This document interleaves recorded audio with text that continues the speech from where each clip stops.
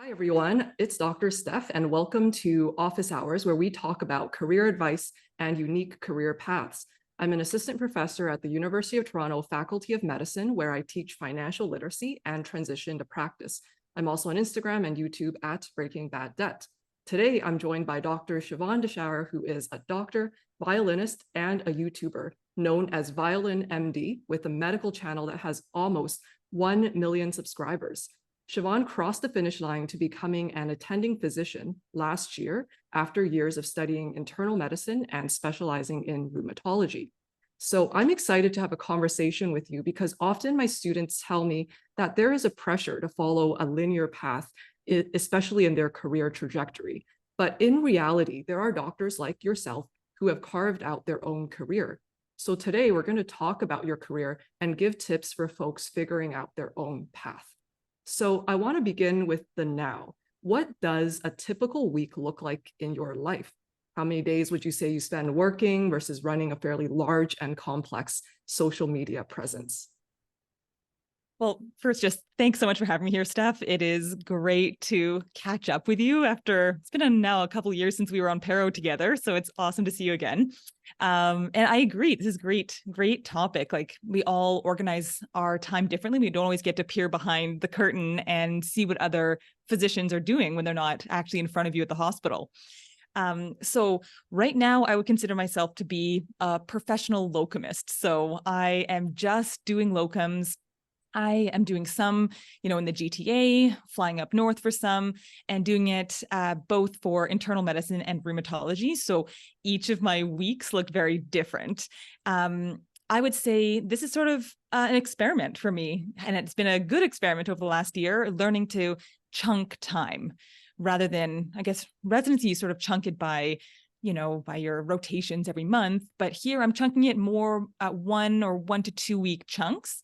So when I'm doing a locum, that's sort of my full focus, working really hard for those 7 to 14 days.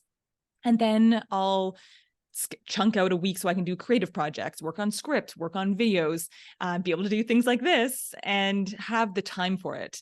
So every day is a little bit different. Yeah, I really like that time chunking idea that you have because it kind of adds a lot of variety and it allows you to focus on sort of one thing at a time. It gives you enough time to focus on those kind of things. And so it's really great that you've been kind of balancing those work roles and your hobbies as well. And so last year, you finally finished school for life and you became an attending. And so reflecting back, what was your first year of practice like? And do you have any tips for a new doctor entering the workplace for the first time? Oh, yeah. Well, I would say this first year was for me a little bit different. Some of my friends started their own practice, opened up private practice, signed contracts. So for me, I took a little bit of time. I felt like finishing residency was this huge life transition where I grew so much as a person in residency, but it was also tough and it became so all-consuming. Like, other parts of me, some of the creative side, the musician, the athletic side kind of took a back burner, even though, yes, I kept up with a YouTube channel. There's so many other creative endeavors and so many other parts of me that I wasn't able to spend the time on. And I really wanted to get it back into connection with that. We were on this almost what felt like a predetermined path every year. You knew exactly what was coming up. Your schedule was right there. You were holding on to those vacation days with anticipation. And, it was a great experience and I needed to get in touch with myself. And I was fortunate enough to have a husband who was willing to go on a crazy adventure together. He had just graduated a year prior from residency. And so we decided this was a golden moment in time. We packed up all of our stuff, threw it into a storage locker, and just went on a massive trip. And for us, that big trip was a hike called the 𝗧cie𝗽𝗋𝗀, which we started in Switzerland and literally walked on foot over the Alps into Italy. I almost made it to Rome with over 700 kilometers on foot. And it was this amazing period of time that I'm really grateful for. And I know not everyone can do that. But what it taught me was to slow down, kind of reconnect with yourself. And it's like peeling back layers of an onion, for me anyway, either, you know, processing stuff that you just shove away in residency and never really open up, whether those are good experiences or tough ones. You know, living through COVID, what did that mean? Working through it, writing exams, and kind of ignoring your own health during that time. So like, it's like building back my health points, like on a video game, or my interest points, and just feeling more ready to tackle the next phase of life. And rather than just falling into the next phase, being a little bit more mindful, like actually having those conversations of what do we want our life to look like? What kind of work balance? All of these questions we actually talked out. Not that we have all the answers, but at least making it a direction that we were excited to move into next. So that if I could give some advice, it would be try to take some time to refocus, recenter, whatever that means for you, whether that's time with family, could be a weekend, could be a couple of months. It doesn't have to be the same for everyone. Could even be a couple of hours, but this idea of going inside yourself before you jump into the next thing, that in my experience was so useful. Yeah, and I feel like that's a great way to really, strengthen your relationship with you and your partner. And we'll talk about that in a later question for sure. And it's always nice to take a pause, because when I graduated from residency, I just went straight into working, because it was like during the pandemic and there wasn't that opportunity to travel. And I was working 6 days a week. And now I kind of wish I could take that time off, but it's so hard to, because now you have these patients rostered to you, they're depending on you. You can't just take 6 months and it's hard to find a locum these days as well. And you said that you also, after you sort of did the 6 months trip, you also did a lot of locuming as well up north. And so how did you find those opportunities? Like, did you find them online or talk to people and like found it through networks and things like that? Yeah. Well, so I now know that probably the easiest and best way to do that is through Health Force Ontario, but that's what I know now. At the time, it was truly just word of mouth, and started out with someone who had sort of similar interests to me, where they wanted to continue their subspecialty training as well as continuing to keep up your generalist skills. So for me, I've always seen myself as kind of dual, internal medicine and rheumatology. And I knew that if I didn't just jump right in and keep the internal medicine skills, then I just would start getting too nervous to do it. So that was a big priority for me. And I wanted to be in a supported place. So a big part for me was asking people, okay, where does their airway support? Where is there either, do I have to cover ICU or not? So getting the details of the place, plus of course, figuring out what the payment model is, is it a stipend? Do they cover your hotel? All of these things helped make those decisions and decide on locations that worked. Plus I felt like I was always a bit of a package deal with my husband. That's been really important to us. We did residency, we had long distance, and just don't want to do that anymore. So for us, that was really a priority. It doesn't always work, but the vast majority of our locums we do in the same place, so we're not apart. And that's the nice thing, exactly. And that's the nice thing of being a staff physician, is that you do have that independence now to pick and choose and to negotiate these package deals with your husband too, especially if it's very valuable to you as well. And something I really noticed about you, like through your videos, is that you're so happy and you're so like energized all the time. And something I noticed in contrast to some of my colleagues who are starting out in practice is that they're feeling so burned out and overwhelmed with like paperwork and just not being familiar in like this new environment. How do you stay so happy and so like energetic? Okay, well, first of all, don't be fooled. Like, I will choose when to turn the camera on. I have my bad days. I have my days where I'm feeling really overwhelmed by paperwork as well. So that is absolutely normal. And I have my ups and downs. I think the biggest thing for me is having a sense of where I am. Like if I have like a meter of, I don't know, not having a better word, let's say wellness, like a wellness meter. Maybe we use that word too much, but I kind of have a sense of where are my warning signals. So for me, like if I'm in the hospital and someone is rude on the phone or snaps at me, or a patient, says something maybe that might rub you the wrong way, when I'm at my best, those things I can just like let those things fly away. They just brush them off. I usually make stories up. I'm like, oh, they probably, you know, something maybe at home has bothered them. Maybe they were just on call. Like I make up stories to give people that room to just have an off day. And I don't take it personally. I think that's a strength of mine.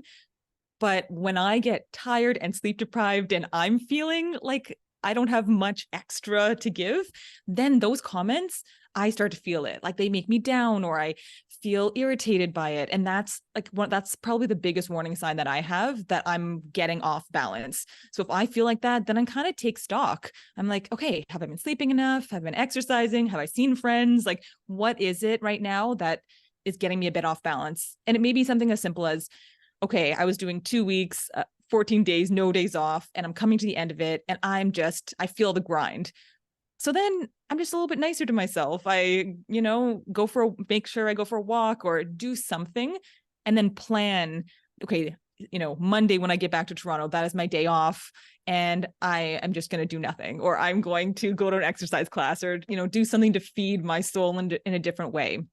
So I think that's been how I stay more balanced, is just keeping a radar, not the expectation that I'm always going to have a good day, but just noticing when things are starting to tip and catch it before I totally fall off and get burnt out, which I've totally experienced in residency. So I get it. Yeah, for sure. And I think like that's actually something that I was so curious about too, because you know how you have such a big YouTube platform, there must be a lot of, let's say, like negative reviews or people who are anonymous and they can just post whatever they want to say on the internet. And having that wellness meter is so important, especially when you're trying to deal with this type of negativity coming from like outside as well.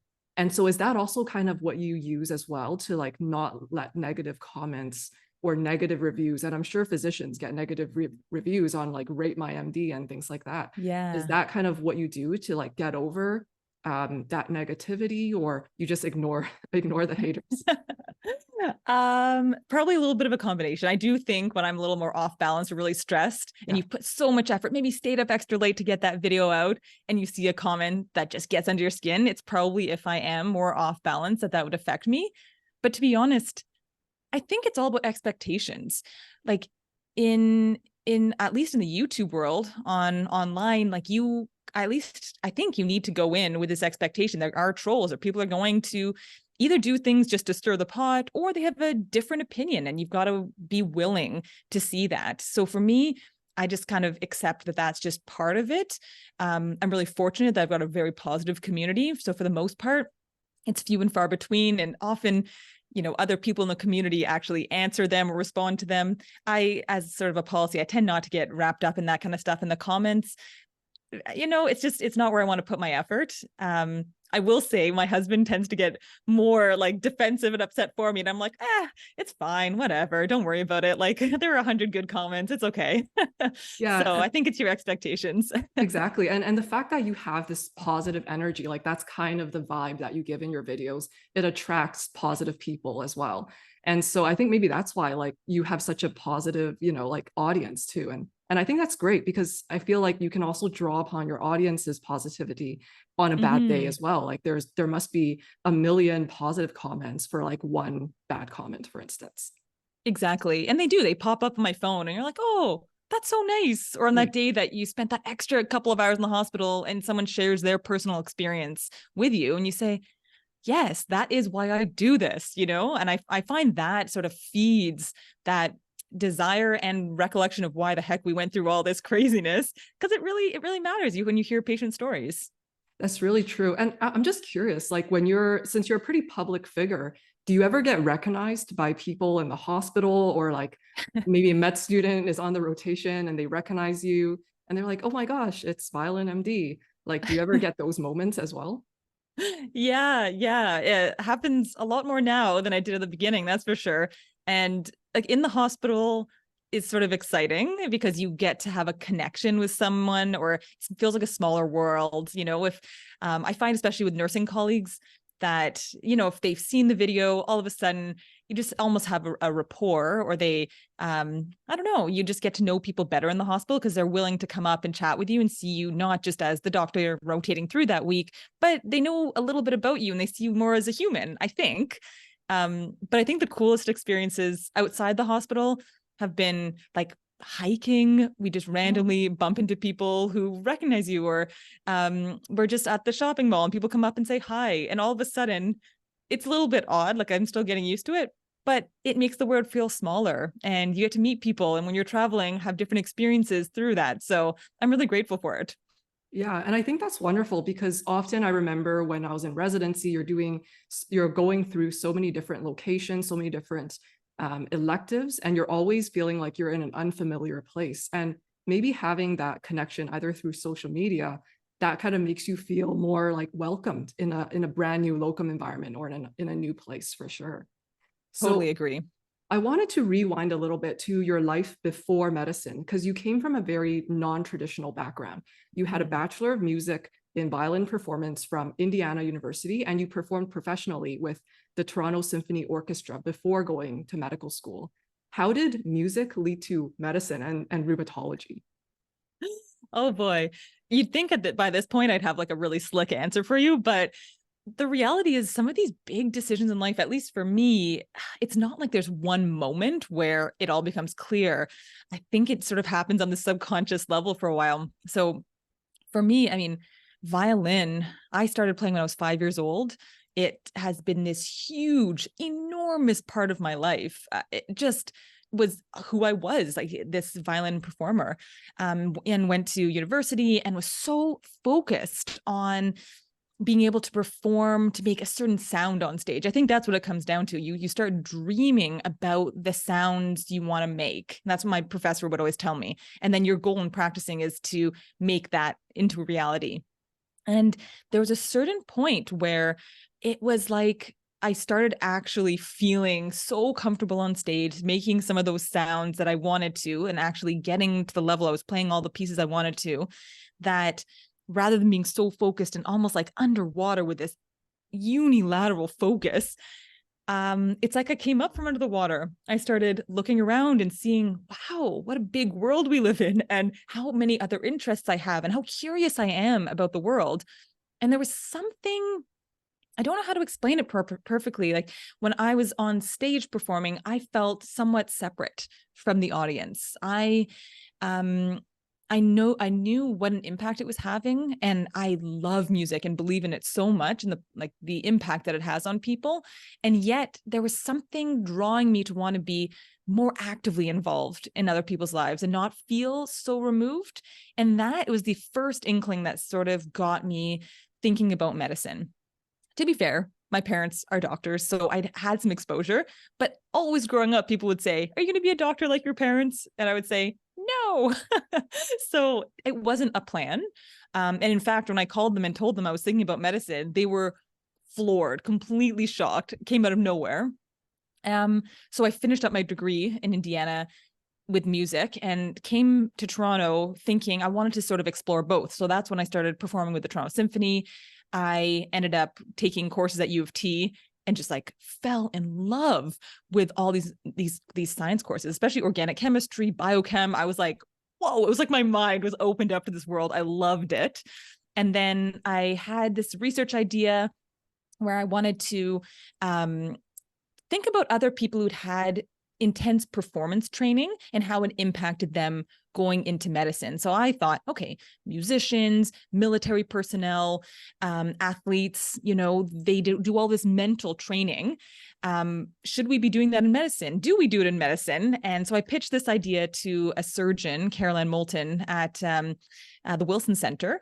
And amazingly, she was interested in doing the project. So I got to see what it was like to be part of a lab and to be working and talking with these incredibly interesting surgeons. And throughout all these experiences, I was like, okay, I think these are my people. I want to go into medicine. And that's how it started. It was this kind of inch by inch, trying the footing, trying things out, and then finally deciding, okay, I'm going to apply. Oh, and so why did you end up in rheumatology and not like surgery? Oh, true. Yes, because when I came in, I was convinced. I was like, oh, well, I play, everything's with my hands. I feel like I have dexterity. I love the idea of being, the operating theater, right? It's like a stage. I'm like, I know how to do that. So I was pretty convinced I wanted to do surgery. But then at McMaster, you can go and do a bunch of horizontal electives in your pre-clerkship time. So I, very type A, made a list of all the potential options and tried to shadow as many people as possible to see what was interesting. The OR, so cool. And then I got exposed to internal medicine, and I loved the way they thought and the mysteries and putting cases together, and just the way it felt like medicine opened up. That, to me, I didn't expect to be just captured by that. But really, I love stories and I love solving mysteries. So for me, internal medicine, it just so quickly became the obvious choice. And then rheumatology, again, is mysteries, solving stories, and very interesting patient population. So that's, I think, why I ended up over there. Definitely. Whenever there's a mystery, I always refer to either like infectious disease or rheumatology, because that's right. like, yeah. I have no idea what this is, so I'm just going to refer to them. Yeah, yeah, exactly. And so I think like the fact that you touched on that you were a performance, like you were used to being on stage, I feel like that really helped you develop a lot of the confidence when you are doing these videos, the confidence when entering practice.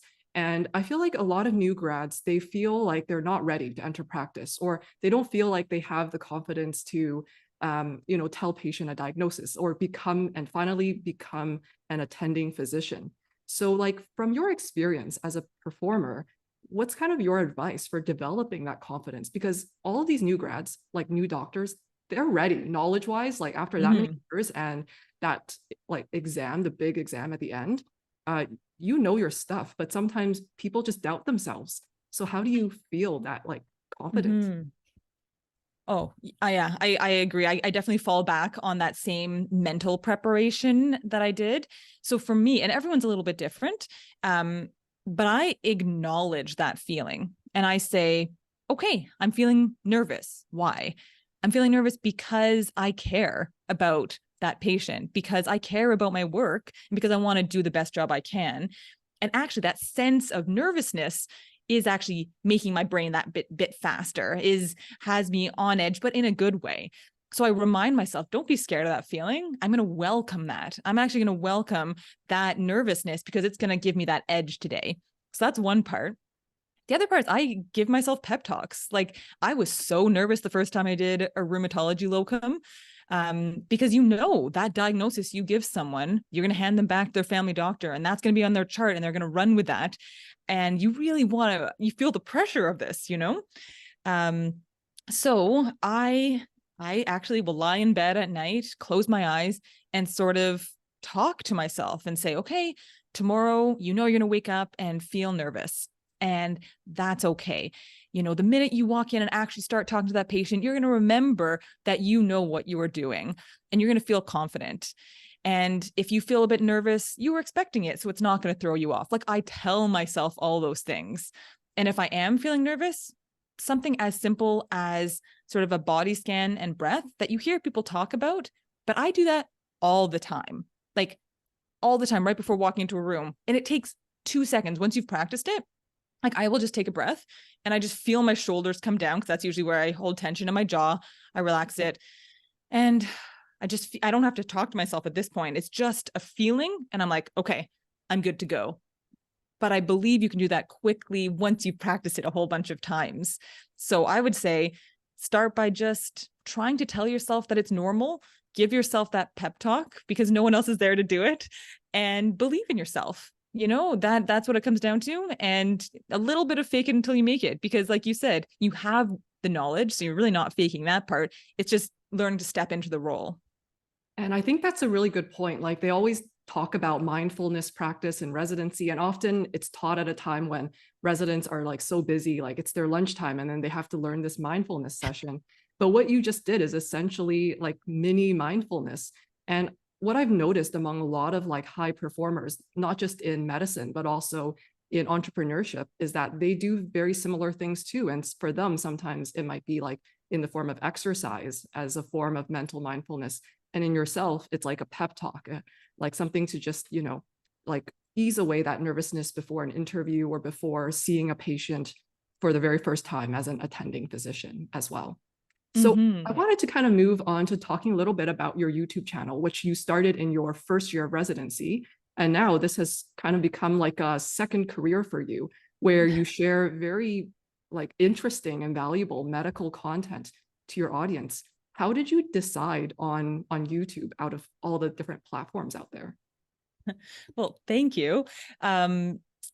Yeah, again, it was a bit of an iterative process.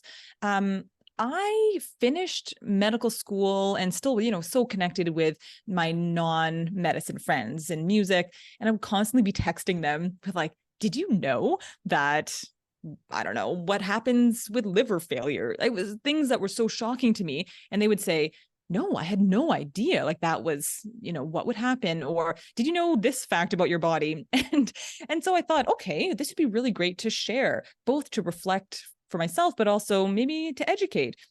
Not at all thinking on this scale. So I thought about maybe a blog, like just a way to check in with myself, that idea of staying grounded, right? Who I am, and having a bit of a creative outlet, which I was starting to miss already from medical school. Even though I was playing violin, I just felt like I wanted that creative outlet. But then writing things down felt like a project for school. Like I was too nervous to put that out. To me, it felt like it had to be perfect. And if you're looking for perfection, you'll never be able to publish anything on social media because it'll never happen, right? It's like, we're used to on research going on for months before you get the grant. The timeline changes. If you want to put things out quickly, it can't be perfect. So then for some reason I thought, okay, well, as a musician, I was always filming myself. So I would film myself playing and then I would write notes to critique it and improve. So I became very used to being on camera, not talking, but playing. So it didn't seem as foreign. So I figured, okay, maybe I'll just talk to the camera. And then at that point, shorts weren't such a big, they really didn't exist, actually. Yeah, I don't think it they was all, existed. yeah, it seems weird now. And so it became a pretty easy choice. If you're going to do video, YouTube was really the place to go.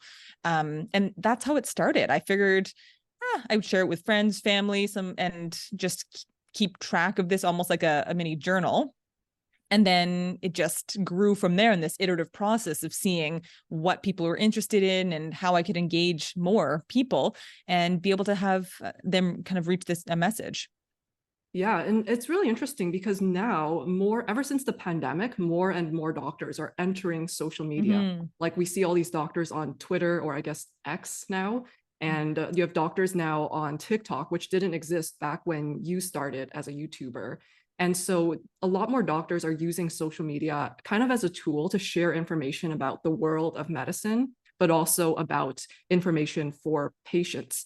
What kind of advice do you have for those doctors who are starting to enter social media as a way to either share information or use it as a way to find career opportunities?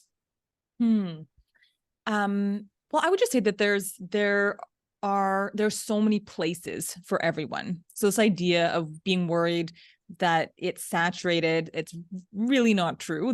Everyone has their own specialties, everyone has their own message. And I think it's really powerful to be online and to collaborate with other people.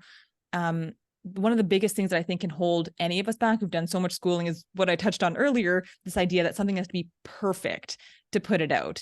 So I would say, feel confident in your message and that make sure that it's accurate. So you really feel like you can stand by it. And then even if the lighting isn't perfect or the audio isn't perfect or you don't have the perfect setup, like try putting it out there, because social media is all about consistency. It's about putting out lots of content over time and building relationships with people. So your first bit of content doesn't have to represent everything about you. It's almost this massive mountain. How could you possibly ever get across it and actually post something? So I would say, as long as it's accurate, as long as you can stand by it, then you won't be so bothered if there are these trolls or negative comments, because you're putting something out here that's accurate as a physician. And then go for it and see where it takes you. That's about it. Oh, and if you're like me and you're trying to film anywhere near an institution, anywhere near patients, it's all about getting permission first. So I don't know if we were going to touch on this later, but I'll just say now that I'm very grateful that I had an institution that saw value in what I was doing and gave me permission. So as a resident, I approached my program director, I talked to the chief of medicine, I talked to the PR at the hospital, I talked to CMPA lawyers. Like I talked to so many people before I picked up my cell phone, which is where I was filming, and dared to be filming in hospital areas. Because at the end of the day, this medicine's all about trust. And I think that's probably the only thing you can do wrong on social media is cross boundaries without permission. Yeah, and we've even seen like this case of some plastic surgeon on TikTok who lost their license, right? Because they were filming patients without their permission. And so it sounds to me like whenever you engage with patients, do you ask them to sign like a specific contract or something like that? Yes. I have my own one that I've drawn up based on like hospital forms that I've seen. And I had some lawyers look it over because it's not my area. So definitely want to protect yourself and protect the patient. So I'm very clear on, is it okay that your story is there? Having your name out there, your face, like they're each areas that they could say no to. And I can work with footage. I've had patients that say, I'd love to be a part of this. I just don't feel comfortable having my face. No problem. Let's work with what someone's willing to do. And sometimes it changes on the day. You talk to them, everything's set, and then they say, day of, I'm not willing to. No problem. Can we try this? Can we use your voice only? And being flexible and upfront. Plus, usually, if it's done in the hospital setting, once you get to know the hospital, they have each their own ways of doing it, and having someone else helping you or double checking these things is really good. So for instance, I often have that the PR department will come by and sometimes they have their own spiel, get the patient to sign their form as well. So the hospital's covered, and it's just more people giving consent. I feel like it's a no-brainer. It's a good idea. And it's great to hear that because like you start realizing how big this production is being, right? Like you watch a video and you're like, oh yeah, that was great, 10 minutes. But actually it looks like it took a lot of work to put together that team behind the scenes, in addition to like editing the video itself to put together one video. And so I kind of want to move into talking about that video production process because I was wondering if you can kind of walk me through like from how do you come up with these ideas for your videos to developing the final product? Like, do you do it all yourself? Does your husband help? Do you have like video editors? Like, what is it like behind the scenes of being a YouTuber? Okay, cool. So it sort of depends on the type of video that I'm doing. Right now, I'm really excited about this new series that I'm doing about medical mysteries, where I'm trying to get people inside the mind of a doctor. How do we think? How do we go through differentials? How do we work things up and actually bring them in to understanding within the hospital? Why are they waiting? So that's what I'm working on. So if I give you an example, where do I get the topics? For those particular cases, they tend to be based on case reports. So when I'm just, on social media or looking through journals, I sometimes will flag things and say, oh, down the line, that might be an interesting topic. So I have a folder on my phone with lots of ideas. And so when I'm up, okay, what's the next video? I go through that. So I pick something out. At that point, I make notes. I research the topic a lot because you may know how to treat it, but as we all know, you want to brush up, read through up to date, review articles, all of that.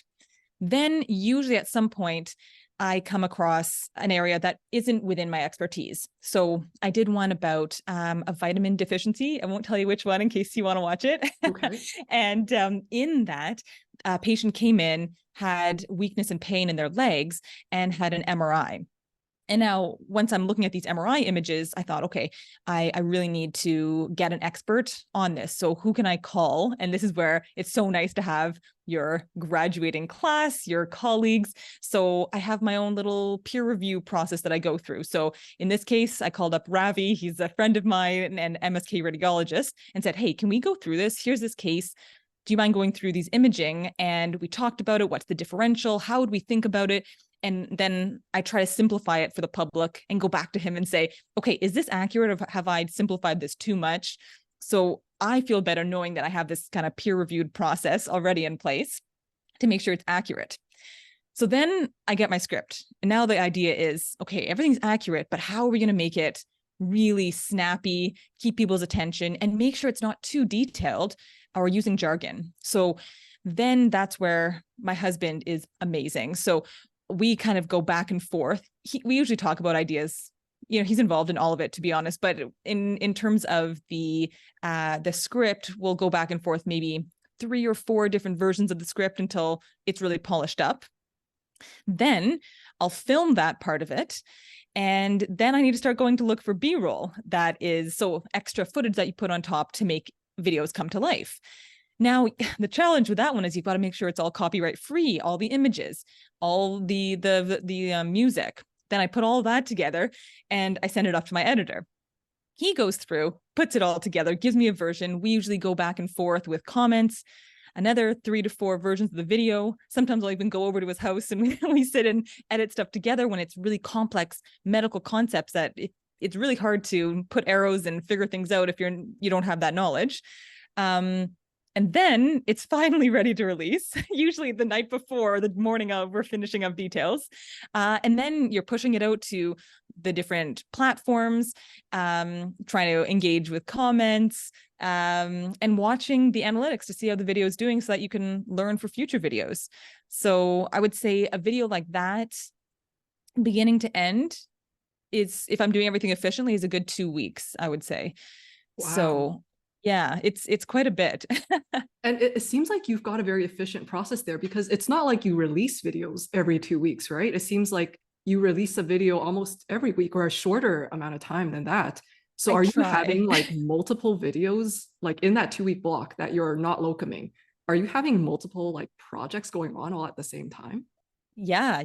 Wow. Like that is the goal. The goal, and it's not always the case, is to have some in sort of various phases of production. That's always my dream. But honestly, often it's sort of that rush to just get something out each week. And I go back and forth, sometimes weekly, sometimes I go to every 2 weeks when things get tough. And for those of you who are doing this in residency, I took off a good chunk of time. Like, I mean, maybe 4 months without posting, 5 months when I came to Royal College, because I just wanted to, focus completely. So there are different times in life when you can go more gung-ho and you've got to take a break when you need it. Even though everyone tells you you've got to keep posting, otherwise you lose your viewer base. Sometimes you've got to listen to what works in your life.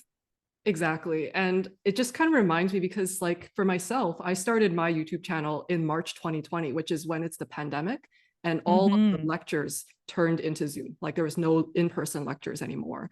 And because of that, it allowed me to do all these lectures at multiple different schools. And it allowed me to obtain recordings of those lectures as well. And so I thought I would just start a YouTube channel to just put my lectures somewhere, kind of like a portfolio, like a teaching portfolio, so that if I do teach or try to get teaching opportunities, people would see the kind of work that I have done, the type of lectures that I've put together. And also it's kind of like a way to make your content more, open source. So it's like sometimes you can't really access certain university lectures because you're not paying tuition. And often I give a lecture for U of T and I don't own the recording itself. So I'm not allowed to repost U of T lecture recordings. But at other schools, they don't care as much. Some schools, like let's say 𝗏𝗏𝗃, they're like, yeah, sure, here, just post it. And so on and so forth. And so it's kind of started to allow me to just post the video, but not just U of T students can watch it. All students across Canada, or anyone who wants to learn about personal finance, can start posting about it as well. So it's just really interesting to see the impact that being on social media has on really distributing that knowledge across a broader audience, because you now reach people in the millions, and that's impossible to do as a guest lecture, right? Even one lecture hall only contains 250 people max. But when you have like thousands or millions of views on your YouTube, you're really reaching and having such a broader impact as well. It's true. It's actually mind-boggling when you start to actually think about the numbers and the potential for impact. It's exciting and daunting. And now that there's so many social media platforms out there, and I know that you are on multiple social media platforms, it seems like YouTube is kind of like your main one. But do you kind of have a favorite one, like either like TikTok, or do you like Instagram?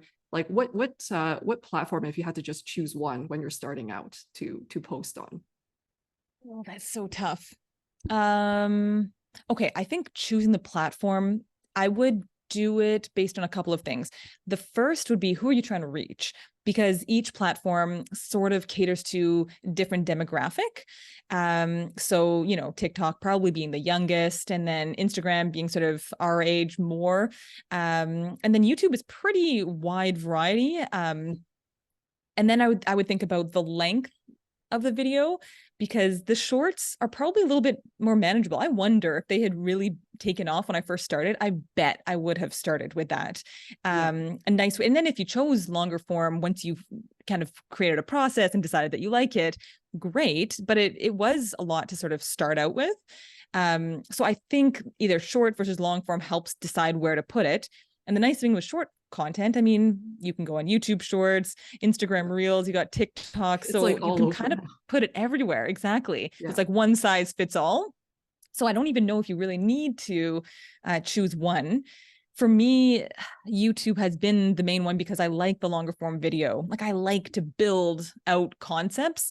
And yes, I see value in the snippets, but it's not where I feel the passion. That might change, but I don't make as many of the short little clips because I feel like I get more out of the longer form content.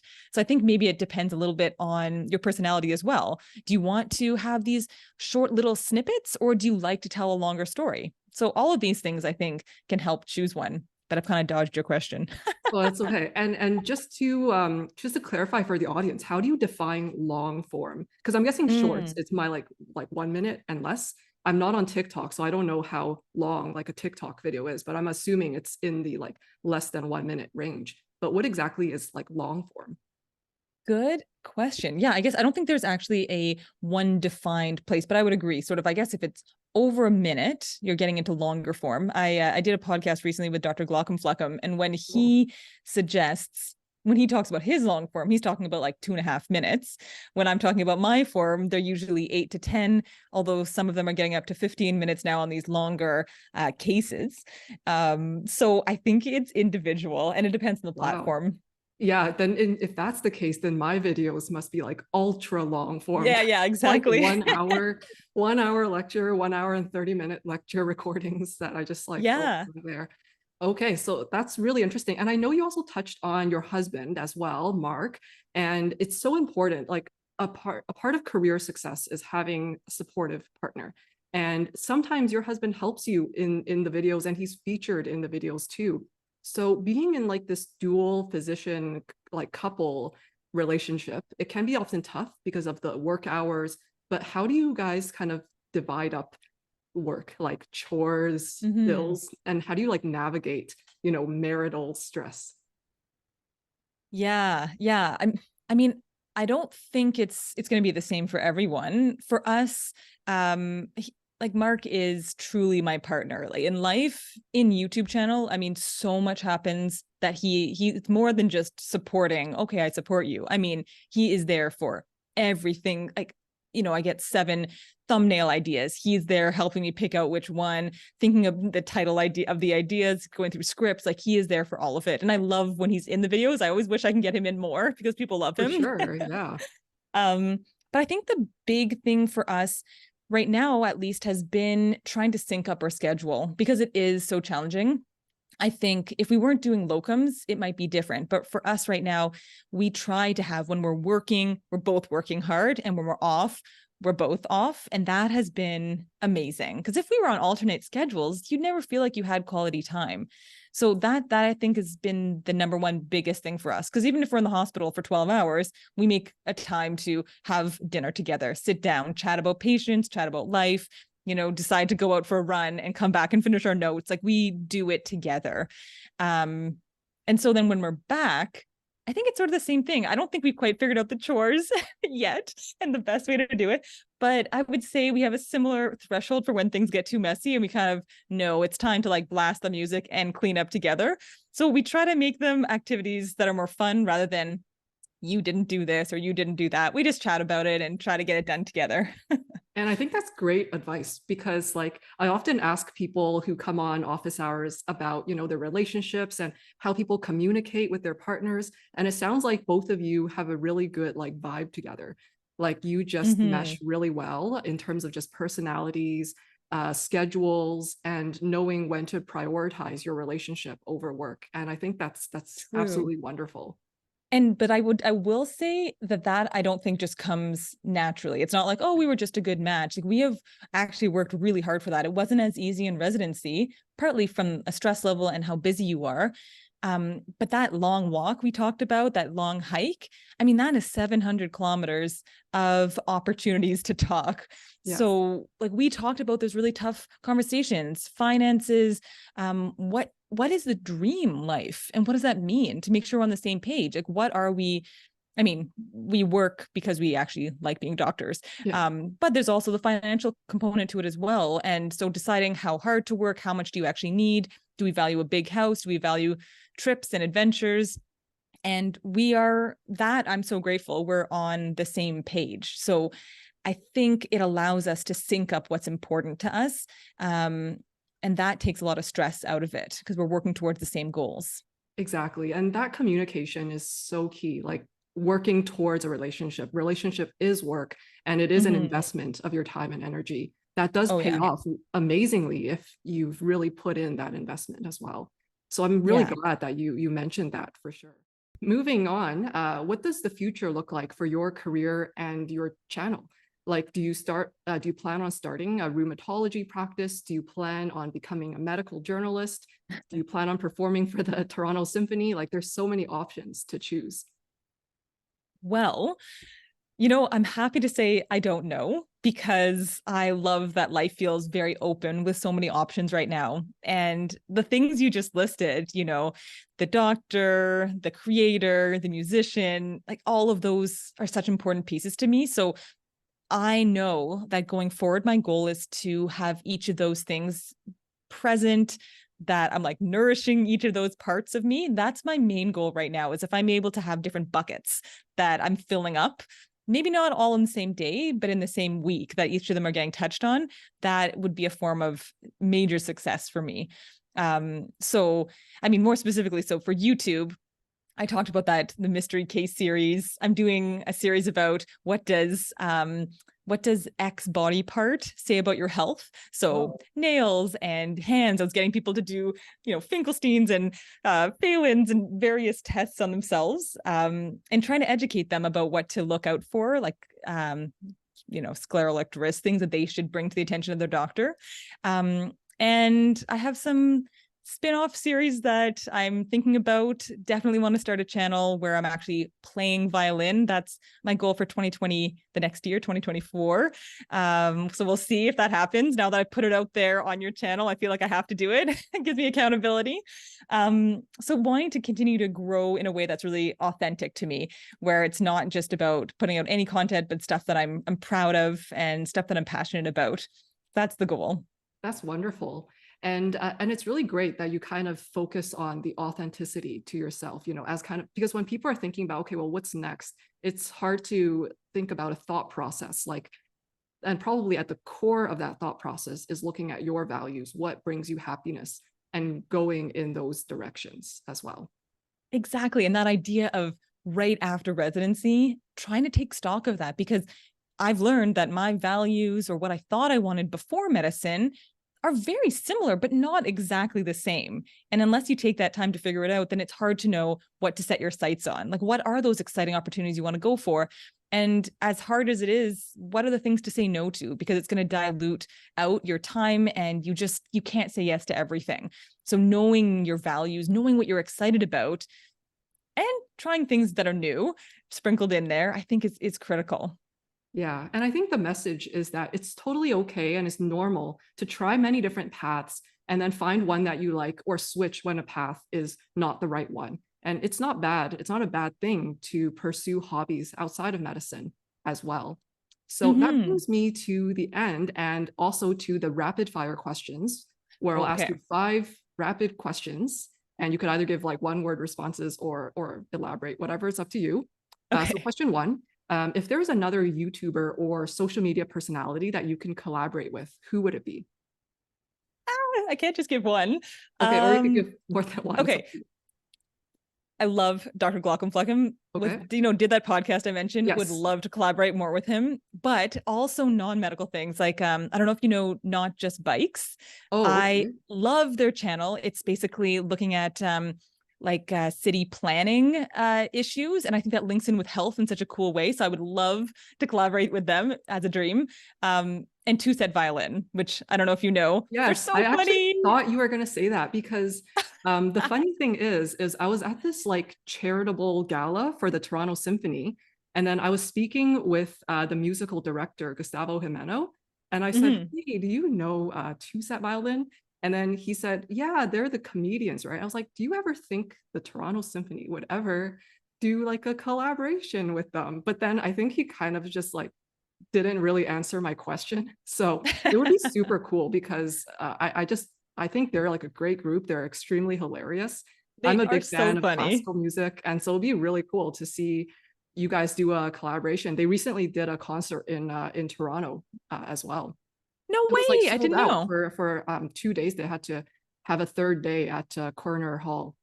Oh, So that's so cool. it's pretty cool. Yeah. Okay, that's going up. It'll go All number right. one on my list. Okay. So question number two, what is a charitable cause that you're passionate about?